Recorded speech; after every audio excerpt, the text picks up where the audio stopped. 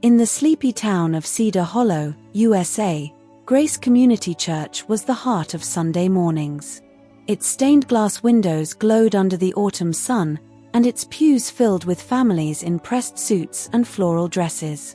Pastor Raymond Holt led the congregation with sermons that often veered into promises of prosperity. His church was a showcase of wealth, with polished oak pews and a gleaming brass cross at the altar. On a crisp November Sunday, Thanksgiving service brought an air of festivity. Wealthy congregants arrived in sleek cars, their arms laden with baskets of gourmet goods and envelopes stuffed with checks.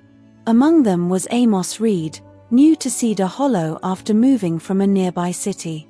His wife had passed a year ago, and Amos came to give thanks for the strength to carry on. In his trembling hands, he carried a small wooden box containing 2 hand-carved wooden doves, his late wife's favorite keepsakes, as his offering. Amos arrived early, hoping to sit near the front to feel closer to the service. But an usher, a young man in a crisp suit, blocked his path. "Sir, the front rows are reserved," he said, eyeing Amos's worn clothes. "I was here first," Amos said softly, his voice steady but kind. The usher glanced at Pastor Raymond Holt, who gave a curt nod. "Back row, please," the usher repeated. Amos nodded, his face unreadable, and shuffled to a corner pew, clutching his box. During the Thanksgiving offering, Pastor Raymond Holt called out the names of prominent donors. Families paraded to the altar with lavish gifts, imported wines, cash donations, even a new sound system. The congregation clapped, and Pastor Raymond Holt blessed each with a flourish. Then, an assistant whispered Amos's name. The old man rose, his steps slow but deliberate, and approached the altar with his wooden doves. Pastor Raymond Holt's smile vanished. "What's this?" he said, his voice sharp. "2 wooden birds? Is this your idea of an offering to God?" Snickers rippled through the crowd. "This isn't a flea market, Mr. Reed. Take your trinkets and leave. We honor God with our best, not our scraps." Amos's hands shook, but he said nothing. His eyes glistened as he turned and walked out, the laughter of the congregation echoing behind him. Outside, he paused under a bare oak tree, whispering, "Lord, I came to thank you. Was I wrong?" As he crossed the street, his vision blurred with tears, and he didn't see the delivery van speeding toward him. A horn blared, and the world went dark. In a small clapboard house on the edge of Cedar Hollow, Lucas Hayes sat on his porch, sketching the sunrise.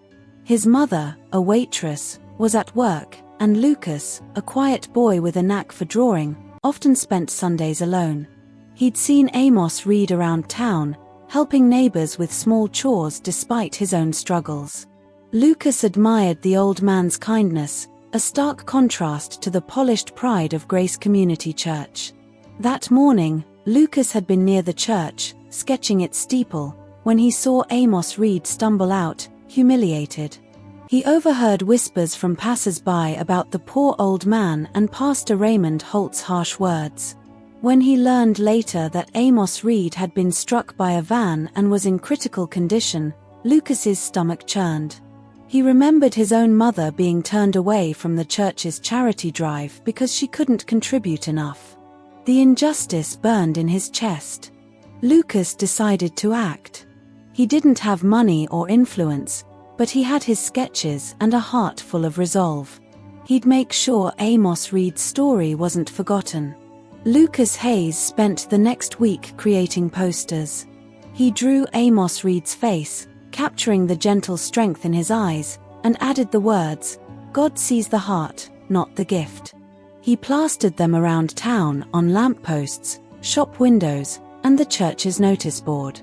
Below each poster, he wrote about Amos Reed's doves and Pastor Raymond Holt's cruelty.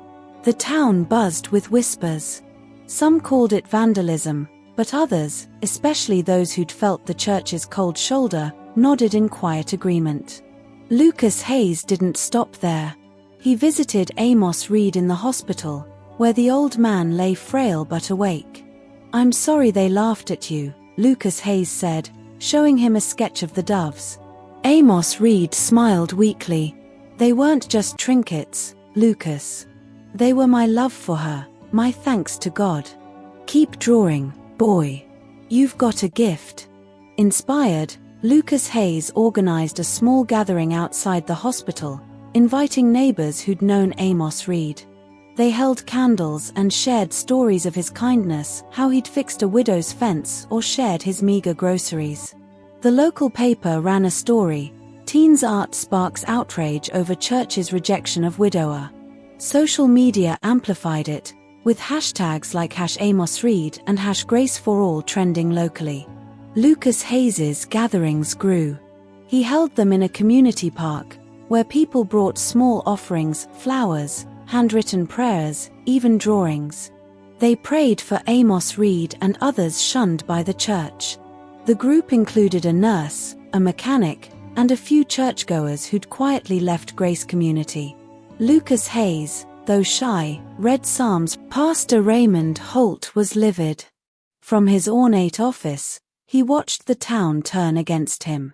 During the next Sunday service, he addressed the controversy. "This church honors God with excellence," he declared. "We don't accept paltry offerings that disrespect His house. That boy and his posters are spreading lies to undermine our mission." But the congregation was restless. Some, like Mrs. Carter, stood up. "Amos Reed offered his heart, and you mocked him. What kind of shepherd does that?"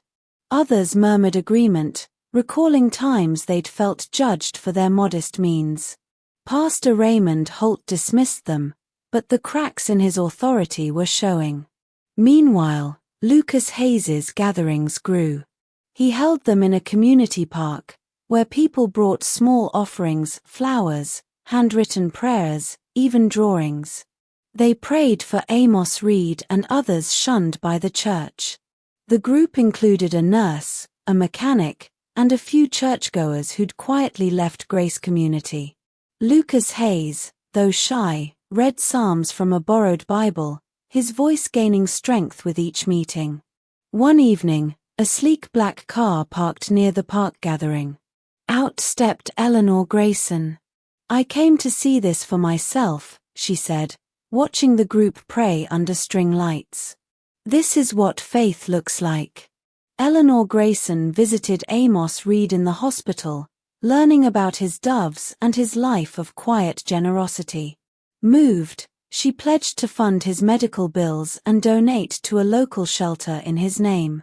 She also met Lucas Hayes, praising his courage. "You've reminded this town what matters," she said, handing him a check for art supplies to continue his work. News of Eleanor Grayson's donation spread, shaming Grace Community Church further. Posts on X called Pastor Raymond Holt the preacher who chased away a saint. Attendance at his services plummeted, with many joining Lucas Hayes's park gatherings instead. Amos Reed recovered slowly, returning to his small home by spring. Lucas Hayes's group built a community garden in his honor, where anyone could plant or pray. Pastor Raymond Holt visited the garden. He stood at the edge, watching Lucas Hayes tend to a row of sunflowers. "I was wrong," Pastor Raymond Holt said, his voice low. "I thought wealth was worship. I forgot the heart." Lucas Hayes looked up, unsure but listening. "Can I help here?" Pastor Raymond Holt asked. The group hesitated, but Amos Reed, leaning on a cane, nodded. "God forgives, so we must too." Pastor Raymond Holt joined them, sleeves rolled up, planting seeds in the dirt. It was a small start, but the town noticed. By summer, Grace Community Church had changed. Pastor Raymond Holt stepped down, and Sister Mary took over. She opened the doors to all, removing reserved pews and flashy displays. The congregation grew, filled with faces once turned away. Lucas Hayes's garden became a town landmark, with a plaque reading, "In honor of Amos Reed, whose gift taught us grace. Amos Reed attended the first service under Sister Mary, sitting in the front row with Lucas Hayes. He brought no offering, just his presence, and no one laughed. The church sang hymns of unity,